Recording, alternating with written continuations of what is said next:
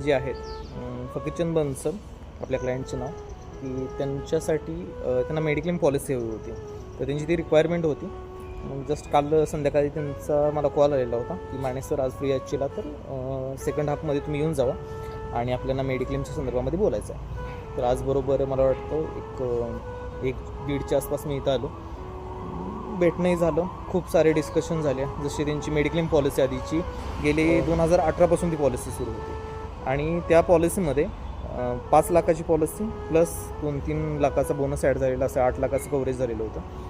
आणि त्यांचा main problem हा होता की त्यांना सर्व्हिस द्यायला कोण नव्हतं. जवळजवळ 7 ते 8 वर्षापासूनची पॉलिसी, पण सर्व्हिस द्यायला कोण नाही आहे. क्लेम आलेला त्यावेळेलाही कोण बघायला कोण नाही आहे. बँके थ्रू काढलेली पॉलिसी होती.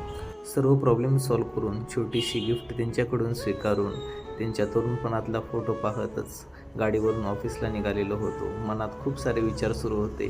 आयुष्य किती मोठं आहे, याच्यापेक्षा किती आनंदाने जगलो, इतरांना आपली किती मदत झाली, हे खूप महत्त्वाचं राहतं. ऑफिसमध्ये गेल्यानंतर मित्रांची चेष्टा मस्करी, ऑफिसचं बिझनेसचं बोलणं, हे सगळं आवरून आता घरचा परतीचा प्रवास सुरू होता आणि आनंदाने घरी निघालो होतो.